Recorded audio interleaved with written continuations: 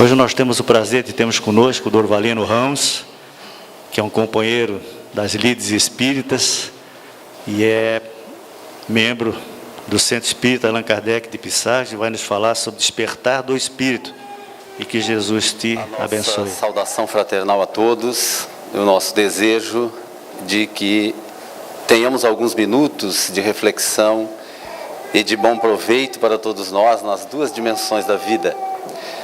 Este tema, o despertar do espírito, de antemão gostaríamos de dizer que não trata-se do despertar após o túmulo, mas um despertar de consciência, um despertar para a realidade espiritual que somos todos nós, um despertar para as verdades eternas, as verdades essas que nos tornarão livres. Jesus, ao recomendar que deveríamos conhecer a verdade para que nos libertássemos, se referia, logicamente, às verdades eternas, às leis da natureza. E é exatamente isso, entre tantas outras coisas, que a doutrina espírita veio consolidar, veio trazer de volta o Evangelho de Jesus, esclarecendo agora de forma mais compreensível, até porque nós também estaríamos em melhores condições de entender aquilo que Jesus já havia dito há tanto tempo atrás. Então esta verdade veio nos libertar, conforme afirma Allan Kardec no livro Obras Póstumas. É bom que se lembre que este livro foi publicado 21 anos após a desencarnação do codificador, pela sua esposa Amélie Gabrielle Baudin e alguns amigos. Mas os manuscritos, todos eles, das mãos de Allan Kardec. Então ele afirma nesta obra que o Espiritismo veio nos trazer, por provas irrecusáveis, de onde nós viemos, quem nós somos, para onde vamos, por que estamos aqui, por que sofremos, enfim, os porquês das vidas, por que tantas diferenças entre as pessoas. E somente à luz da doutrina espírita é possível que nós consigamos compreender todos estes ensinamentos já ditos por Jesus na sua época. Mas será que somente tendo este entendimento agora um pouco melhor, será que somente conhecendo estas verdades isso basta para que nós nos tornemos livres de verdade e, consequentemente, pessoas felizes? Será que somente acessando as informações e ficando de braços cruzados, isso bastaria? Ou então, será que somente tendo Jesus como o Salvador, ou melhor, como diz a doutrina espírita no item 625 do Livro dos Espíritos, como nosso modelo e guia, aceitando como modelo e guia da humanidade, será que isso basta? Será que é suficiente para que nós alcancemos patamares que nos tornem pessoas realmente livres e felizes? Jesus teve a oportunidade de dizer que a fé sem obras é morta. O que nos remete a pensar que é preciso agir, que é preciso sim ir em busca da verdade para nos libertar. É preciso adquirir o conhecimento das verdades eternas, mas é preciso agir.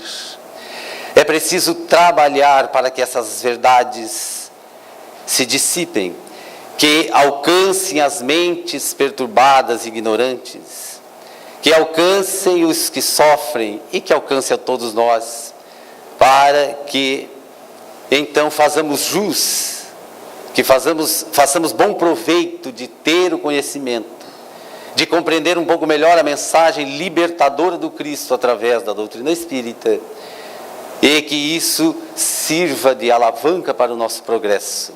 Mas se ficarmos estagnados, seremos, como dizia o professor José Jorge do Rio de Janeiro, já desencarnado, que seríamos aqueles espíritas abajur, que queremos a luz apenas para nós. E se nós sairmos para a ação, para a atividade de colocarmos o amor em movimento, e isso chama-se caridade, nós seríamos os espíritas farol, onde a luz começa pequena e vai se abrindo, ajudando a iluminar o caminho de tantos outros. Então, é preciso agir, é preciso ação para colocarmos este conhecimento em movimento. Allan Kardec tem uma frase que eu gosto muito de relembrar. Quando ele diz que fé inabalável é somente aquela que pode enfrentar a razão face a face em todas as épocas da humanidade. Já nós vamos perceber aí a consonância, a ligação com os ensinamentos de Jesus e especialmente na sua colocação que a fé sem obras seria morta. Porque como ensinam ainda algumas religiões, e aqui não é nenhuma crítica, é apenas uma observação sob a ótica do Espiritismo, que basta que aceitemos Jesus como Salvador e tudo mais vai se resolver. Allan Kardec, com a sua sabedoria incomum, ele, em uma certa noite, ao desprender-se do corpo físico pelo sono, narra o espírito Humberto de Campos, pela mediunidade santa de Francisco Cândido Xavier, que ele é levado por alguns amigos, mentores espirituais, a umas certas regiões do plano espiritual. E, chegando em determinada região, ele ouve alguns gemidos, pedidos de socorro, pessoas, espíritos melhor, em situação de sofrimento muito tocante, ao ponto de o codificador se emocionar e pedir rapidamente: mas quem são essas criaturas que pedem socorro aparentando tanta dor, tanta dificuldade? Seriam por acaso aqueles guardas romanos que, sorrindo, atiravam as pessoas nas arenas para serem devoradas pelos leões? E os espíritos mentores responderam: não, estes já passaram pelo período do arrependimento, já passaram por outros períodos que é preciso de reparação, já se reencontraram com a sua realidade, com o objetivo das existências, e já estão redimidos. Mas então quem seriam, pergunta o codificador?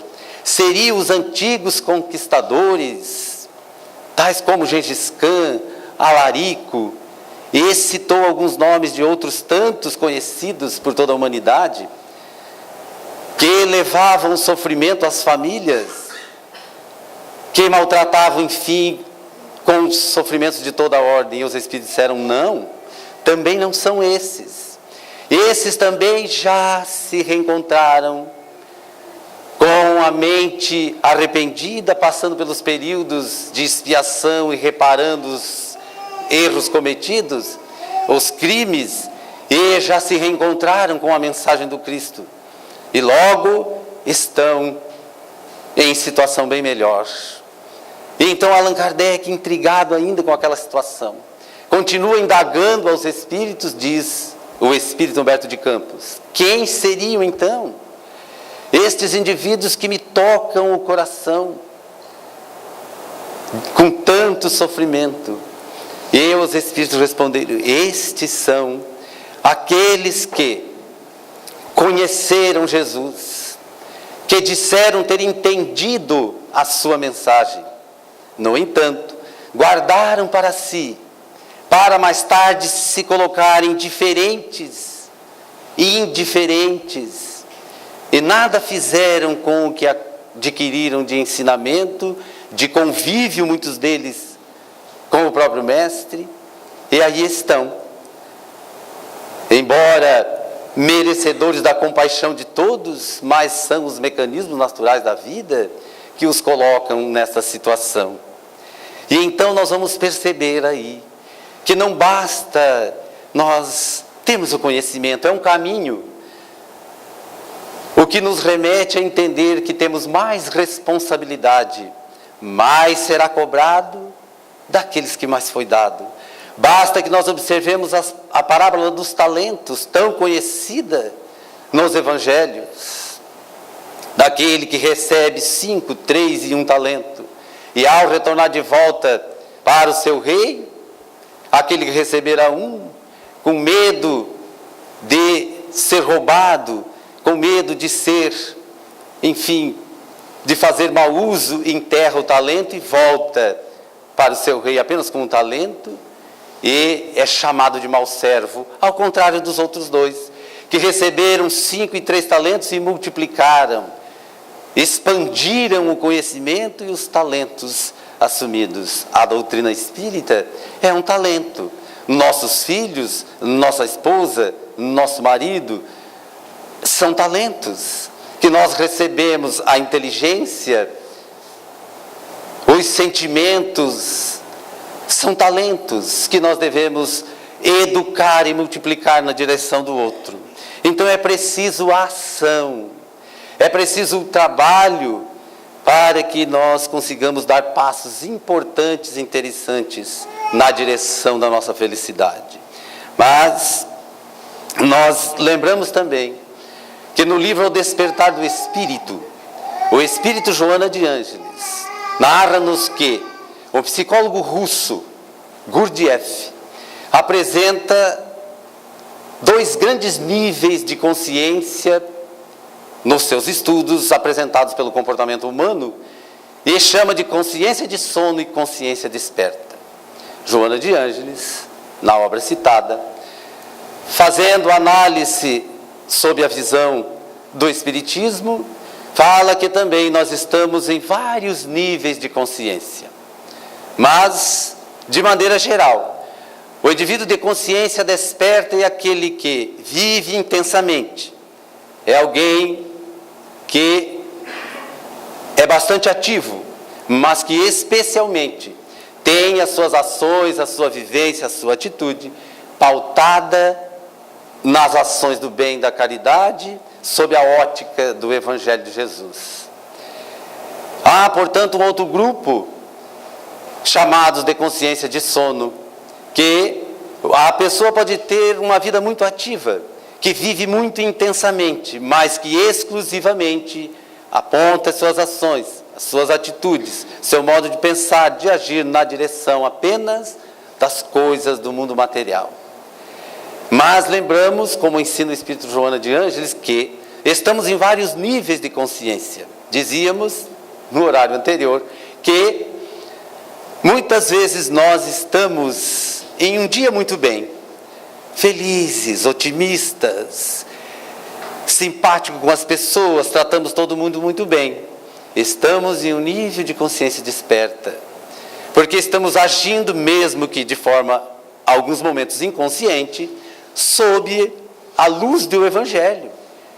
Que o Evangelho todo de Jesus nós podemos resumir, que é para aprender a amar. Então, sempre que nós estamos simpáticos, tratando bem as pessoas, com educação, servindo aqui e ali, nós estamos exercitando o amor. E isso é agir à luz do Evangelho. Mas nós somos seres fragmentados, e eu me lembro do livro Há 2000 anos, quando Públio Lentulus, o senador romano da época, apresenta uma condição dessa forma. Ele estava em dúvida se seguia Jesus ou não. O orgulho, o desejo das coisas materiais, a riqueza, a ambição, enfim, falava em alguns momentos mais forte, em outros momentos ele se sentia tocado, principalmente pelo comportamento da esposa. E então era um homem fragmentado, e assim nós ainda nos comportamos em alguns momentos, ou na maioria das vezes. Seres, homens e mulheres fragmentados. Em alguns momentos nós amamos, em outros momentos namoramos o ódio. Em alguns momentos nós somos pacientes com as pessoas, temos paciência, logo nós nos irritamos com a mesma pessoa. Então estamos assim, em níveis de consciência oscilante. Mas, em uma análise mais geral, se nós estamos nos esforçando para nos manter com atitudes nobres à luz do Evangelho, podemos dizer sim que estamos mais despertos, de consciência desperta, para a realidade espiritual. Porque nós somos um espírito em trânsito pela terra.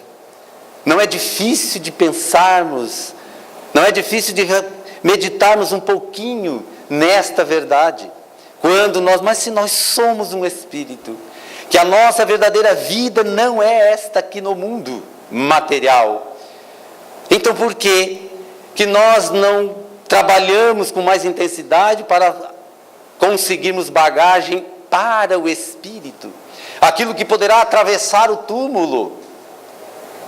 Mas, muitas vezes nós, na doce ilusão de que vamos poder levar o carro do ano, que vamos poder levar tantas outras coisas, nós nos debruçamos a nossa vida com tanto empenho nas coisas materiais que o lado espiritual fica um pouco a desejar.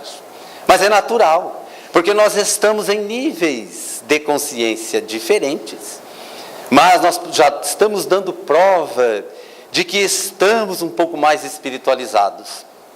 Por quê? Exatamente numa segunda-feira, com 2 horários de palestra, a casa lotada, isso já nos deixa emocionado, porque já vemos as pessoas com muito mais interesse naquilo que o Espírito vai atravessar o túmulo, que são, como diz Kardec, o Evangelho segundo o Espiritismo, o desenvolvimento da inteligência, o conhecimento de todas as coisas que nós adquirimos e as qualidades morais. Isso nós vamos conseguir levar conosco, mas também levaremos a bagagem de atitudes errôneas, porque estará na nossa consciência, porque estará íncito em nós tudo aquilo que nós fizermos, da maneira que agirmos, enquanto vivemos aqui. Atravessamos o túmulo e continuamos sendo o mesmo, apenas sem a roupagem.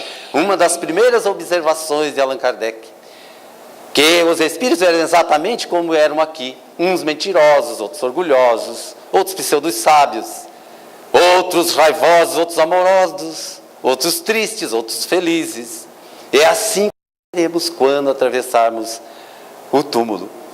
Mas então Joana de Ângeles ainda vai dizendo que o homem e a mulher do mundo moderno estão, que parece um pouco automatizados pela mídia, que nos comanda, diz Joana. Quando eu li isso, eu fiquei, confesso a vocês, um tanto quanto preocupado. Mas será possível que nós somos comandados pela mídia? Mas e a liberdade que nós queremos? Relembrando Jesus, conhecereis a verdade e ela vos libertará. Mas é preciso conhecer e viver a verdade. Então Joana diz que nós vivemos assim, meio que comandados pela mídia. E em determinados momentos nós caminhamos para determinados lugares, para determinadas coisas, situações, e na companhia de pessoas que muitas vezes não é o que nós desejamos. Porque na maioria das vezes a nossa proposta reencarnacionista não era essa. Ninguém reencarna para ser mal, ninguém reencarna para errar, para sofrer. Todos reencarnamos com a proposta de acertar, de sermos felizes. Então nós somos conduzidos muitas vezes, e as paixões que nós nos deixamos arrastar são os que nos perturbam, e para retornar a um estado mental de equilíbrio psico, socioemocional, espiritual, é difícil. É preciso toda uma reconstrução, muitas vezes tratamento. E diga-se de passagem, a Casa Espírita tem nas suas atividades excelentes terapias espíritas para esta ajuda, aonde nós podemos nos encontrar melhor conosco mesmo, através desta mente desperta. Mas será que tudo isso basta? Tendo este conhecimento, já aceitando Jesus como modelo e guia, é preciso então irmos à frente, agirmos. Eu trouxe para narrar, elucidar, ilustrar um pouco essa nossa proposta de reflexão, 3 passagens da vida de Jesus. Uma delas é o episódio com Lázaro. Mas gostaríamos de observar que não se trata da morte e ressurreição de Lázaro. Embora a doutrina espírita seja muito clara neste ponto e muito lógica. Mas o objetivo é nós analisarmos as 3 principais frases ditas por Jesus diante do túmulo de Lázaro. Mas a história começou quando Lázaro fica doente. Marta e Maria, suas irmãs, que eram amigos de Jesus. A família de Lázaro era uma família que tinha amizade com Jesus. Jesus estava em Jerusalém e Lázaro e a sua família residiam em Betânia. Então Lázaro passou mal e Marta e Maria pediram a um mensageiro que fosse a Jerusalém e pedisse que Jesus viesse até Betânia para ver Lázaro, que estava muito mal. E o mensageiro, chegando lá, se dirige ao mestre. E Jesus logo diz a eles: voltem e digam a Marta e Maria que esta doença não é de morte.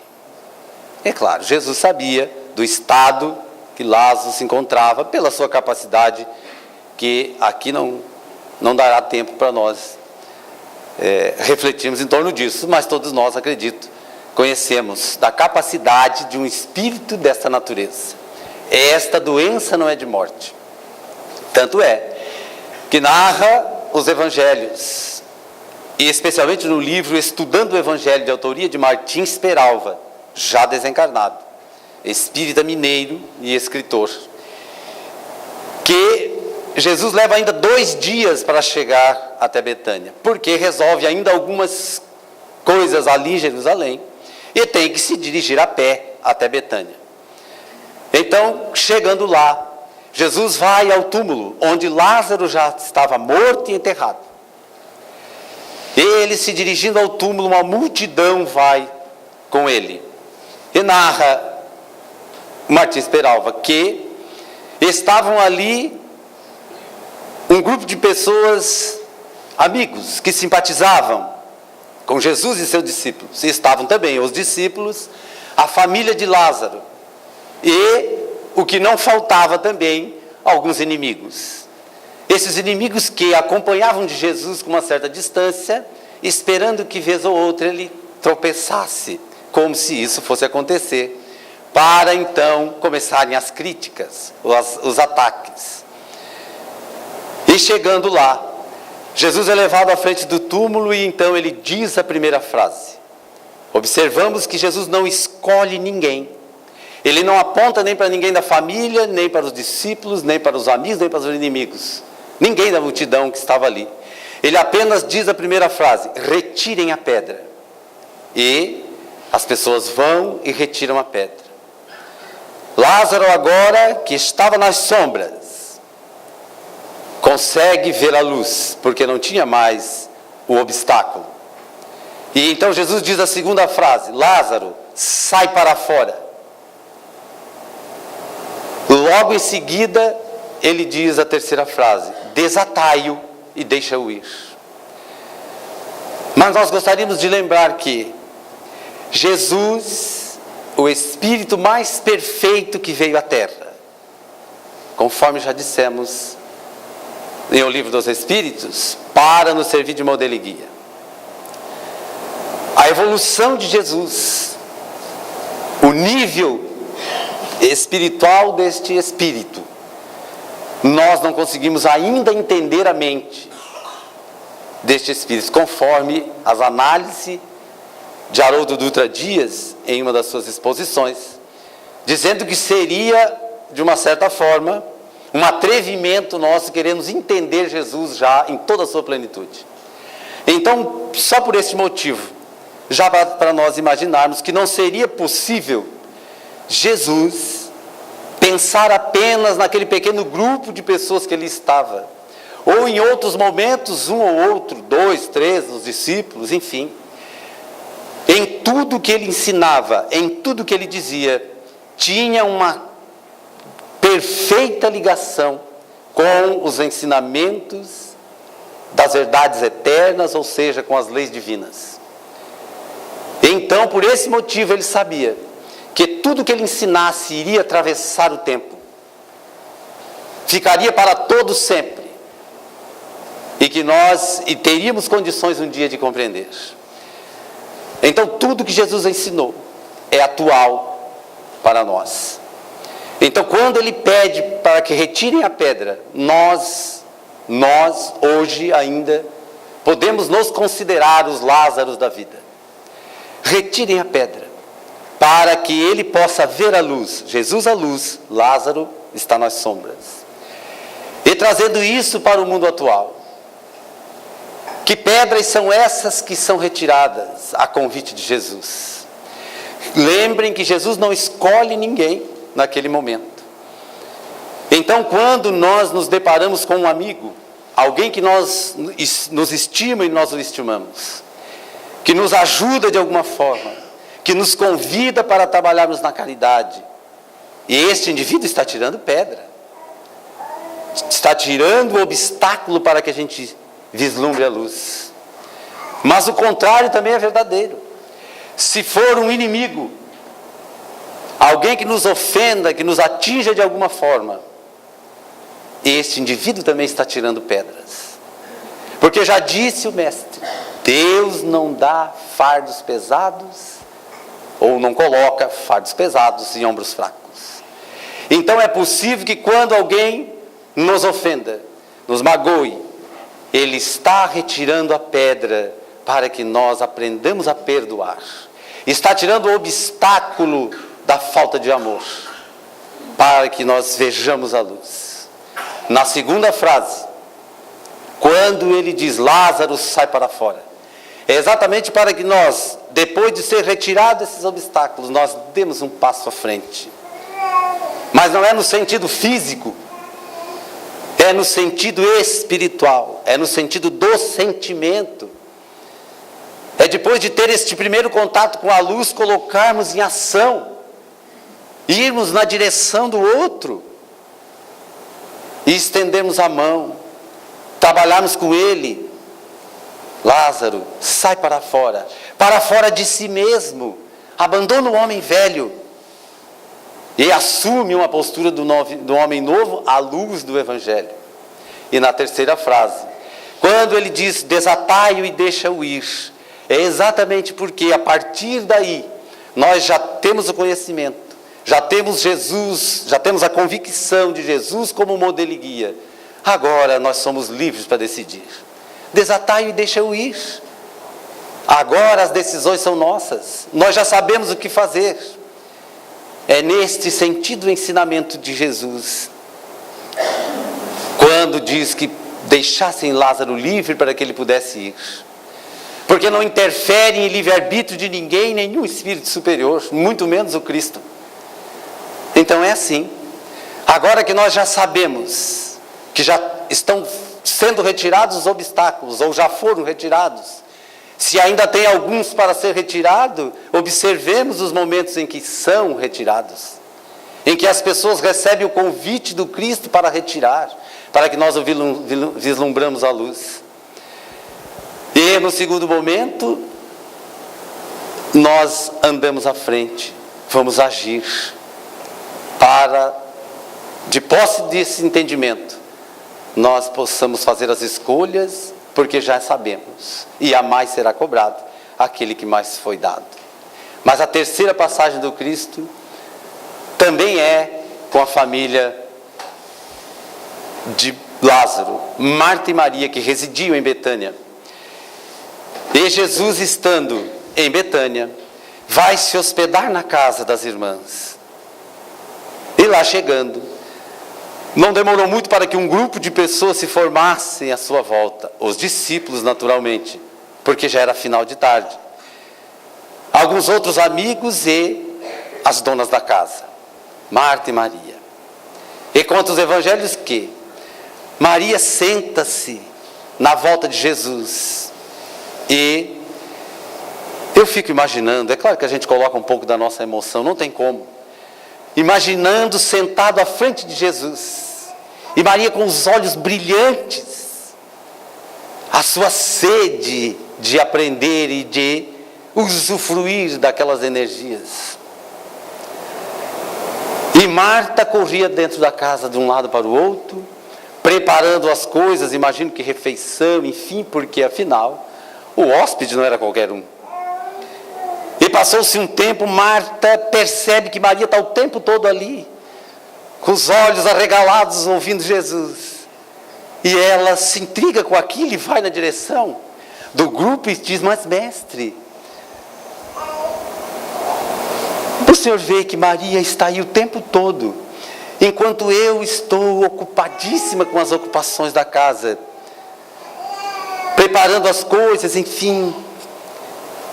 E a curiosidade das pessoas naquele momento deveria ser uma coisa fantástica, aguardando atentos o que Jesus ia dizer agora.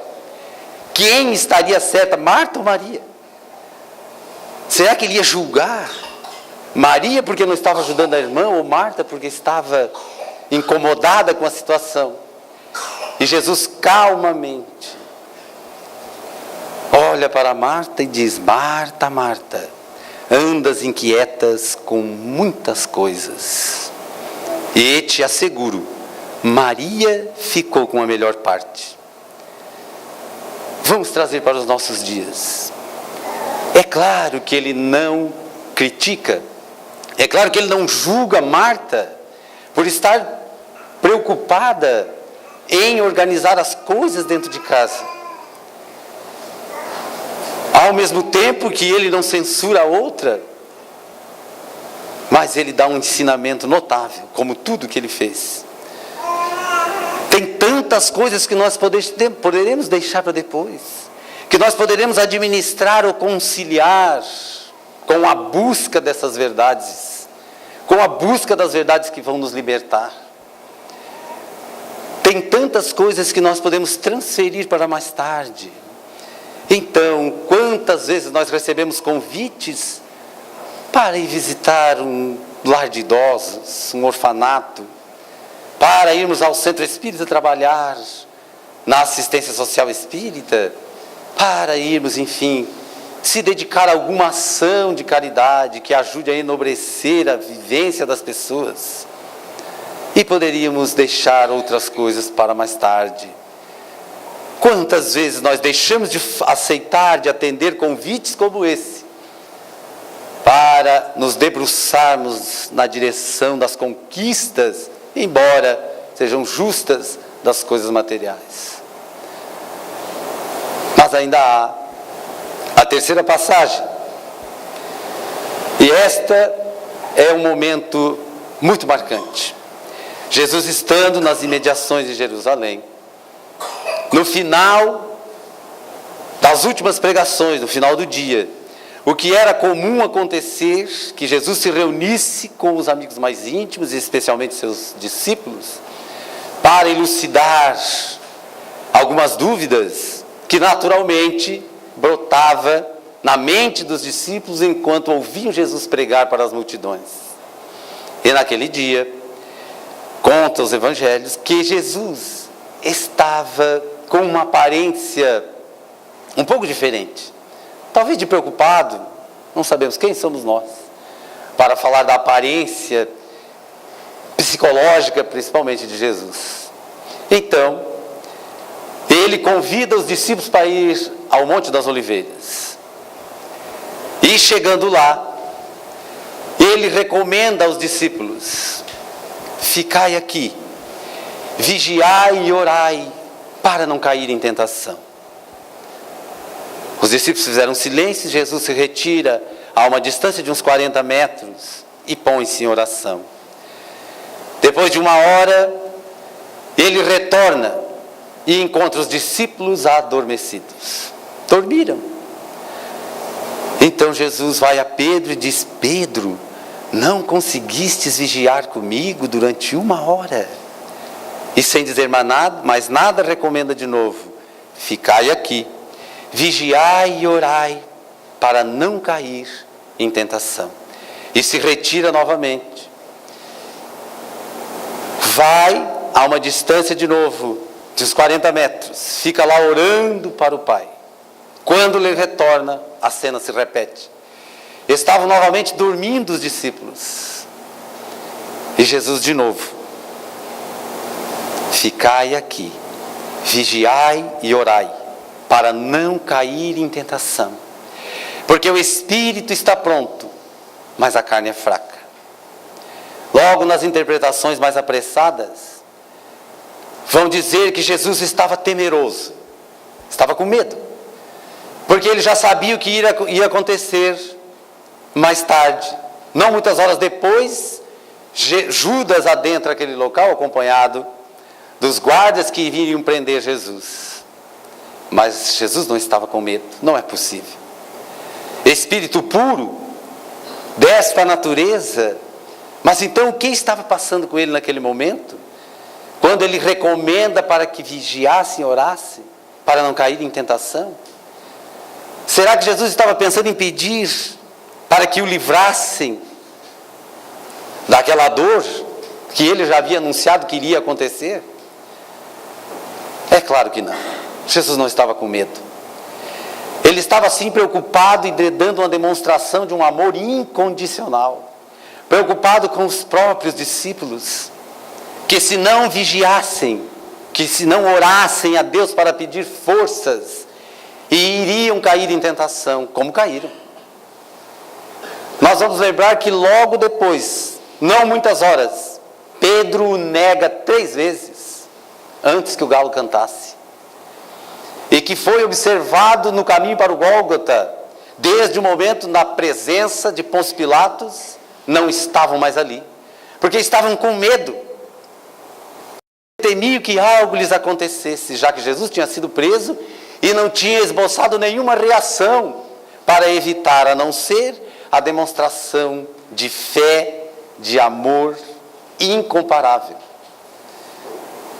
Então Jesus estava preocupado com a consequência que iria acontecer com os próprios discípulos, mas não com ele. Ele estava pensando nas dificuldades todas que iriam surgir depois e que iriam sofrer os seus discípulos e tantas outras pessoas. Mas ele não estava com medo. E que ensinamento nós podemos tirar daí? Já que tudo que Jesus disse é para a eternidade. Quando nós estamos dessa forma fragmentados, indecisos, percebendo que as paixões nos falam mais forte, que nos chamam para as coisas do mundo, porque viver no mundo é uma coisa, mas ser do mundo é outra.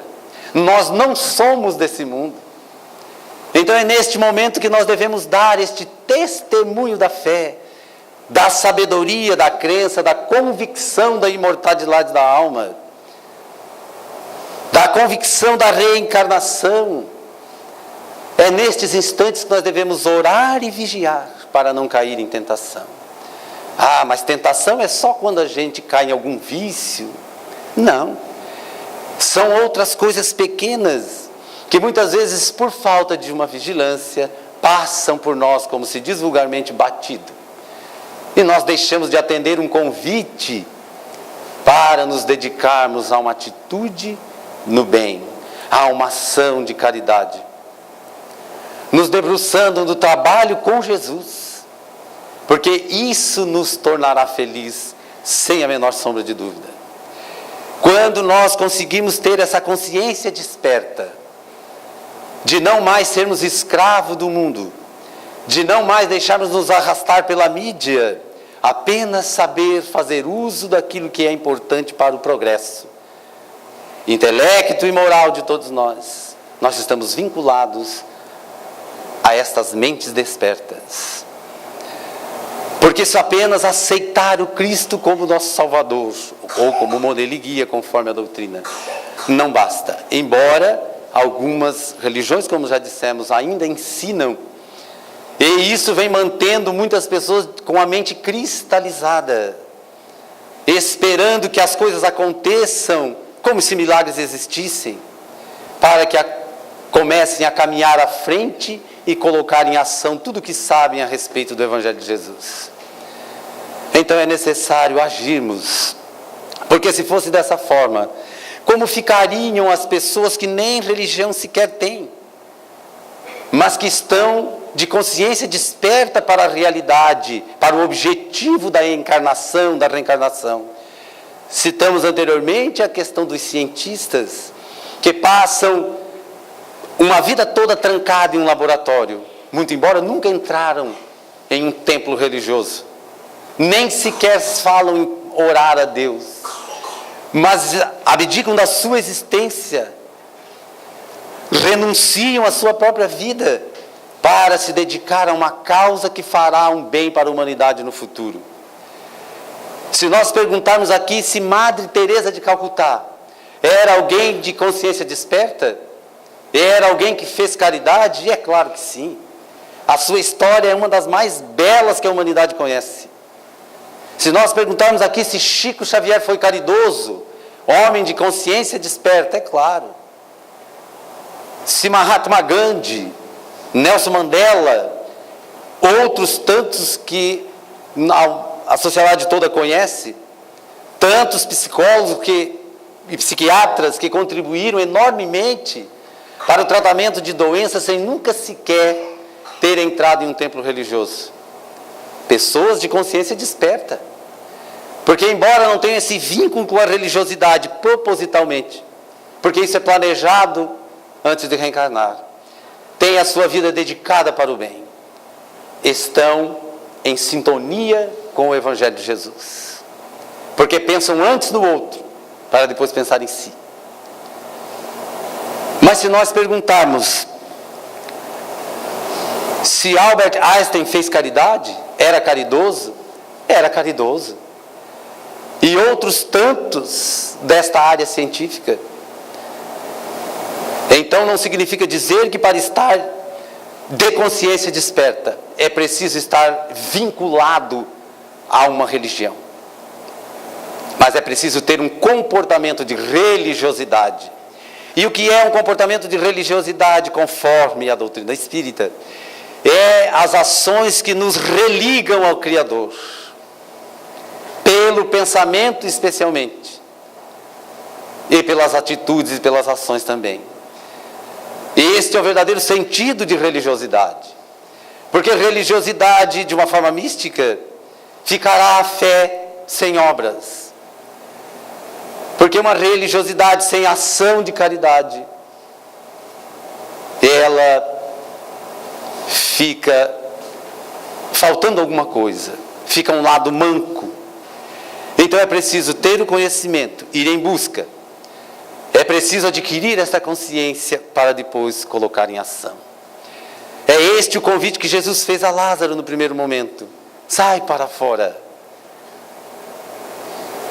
Lázaro, sai para fora. É preciso andarmos na direção. Porque agora já vimos a luz. Porque agora já entendemos. E é isso que nos tornará felizes.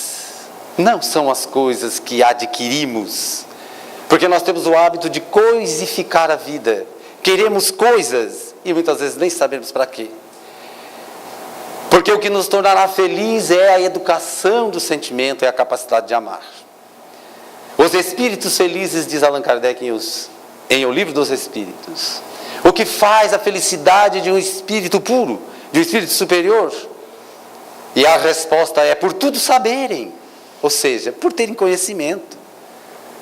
Por ir em busca da verdade, mas também porque não sentem mais ódio, porque não tem mais inveja nem rancor, porque não tem mais orgulho e nem egoísmo. Então é esta conquista que nós vamos alcançar. Porque ninguém de nós nasceu para sermos infelizes e nem sofrer. E a felicidade está exatamente nessa ação de nos sentirmos capazes de renunciar a nós para nos dedicarmos à alegria do outro. Eu contei a história do Chico e do ônibus na exposição das 6 horas. Eu acho que vou contar de novo, porque senão alguém vai perguntar por que não contou também às 20 horas. Bom, o Chico é um daqueles homens que nasceu para nos ensinar a viver. Quem esteve em Uberaba, mesmo não estando lá, sabe disso pela obra que ele deixou. Eu tive a oportunidade de passar por lá um dia e vi e ouvi histórias fantásticas. Mas essa história é muito interessante, me tocou muito em particular. O Chico, já residindo em Uberaba, no final dos anos 40, ele, que tinha vindo de Pedro Leopoldo para Uberaba, que convivia com alguns amigos, e um desses amigos, nesse dia, lembrou a ele que ele tinha um documento, que naquele dia era o último prazo de vencimento para que ele fosse a Pedro Leopoldo, buscar esse documento, trazer a Uberaba e colocar as coisas em dia. Imagine que nos anos 40, ir de ônibus de uma cidade para outra no interior não era coisa muito fácil. Mas Chico não tinha outra alternativa. Então ele vai para o ponto do ônibus, pela manhã, aguardando para ir para Pedro Leopoldo. E estando ali, de repente ele ouve o ruído, o barulho do ronco do motor do ônibus que ele ia apanhar para ir a Pedro Leopoldo. Ele vê o ônibus se aproximando, ao mesmo tempo ele ouve o grito de uma criança que gritava assim: seu Chico, seu Chico. E aí ele, ai meu Deus, e agora? Se eu espero esse menino, eu perco o ônibus e o documento. Se eu apanho o ônibus para ir a Pedro Leopoldo, eu não sei o que esse menino quer comigo. E agora? E o ônibus se aproximou naturalmente mais rápido. E então ele fez um sinal para o motorista do ônibus que fosse, porque ele ia aguardar o menino. E imediatamente ele se volta na direção do menino, ajoelha-se para olhar nos olhos, como todo bom educador faz. E diz: o que foi, meu filho? Ele: ah, seu Chico, eu queria lhe dar um abraço, porque eu gosto tanto do senhor. E apanhou uma florzinha pequenininha no capim e entregou o Chico. E então, eu conto essa história porque uma repórter de São Paulo, que o entrevistava, um dia perguntou: Chico, qual foi o dia mais feliz da tua vida? Ele disse: ah, eu tenho tido dias muito felizes. Eu sou uma pessoa feliz. Mas eu vou lhe contar uma história. Talvez esse seja o dia mais feliz. E contou essa história do menino e do ônibus. Mas por que, seu Chico, que esse dia foi o dia mais feliz da sua vida? É porque nesse dia eu me dei conta que eu já era capaz de renunciar a minhas coisas. Renunciar a mim para olhar o outro mais de perto, para ver a necessidade do outro. É para isso que nós caminhamos. Então é preciso sim, este caminho, ir em busca da verdade, o conhecimento para nos libertar, mas é preciso agir. É preciso agir para que a nossa fé não fique sem obras, que não seja morta. A nossa gratidão pela paciência de todos vocês, pelo convite da casa, é sempre uma alegria rever os amigos e o nosso desejo de muita paz. Muito obrigado. Nós aqui te agradecemos, Dr. Valeno, por essa brilhante palestra, né? Essa exposição, que todos, por certeza, levarão para os seus lares, para as suas consciências, esse despertar, porque ele não é coletivo, cada um tem o seu despertar e o seu momento.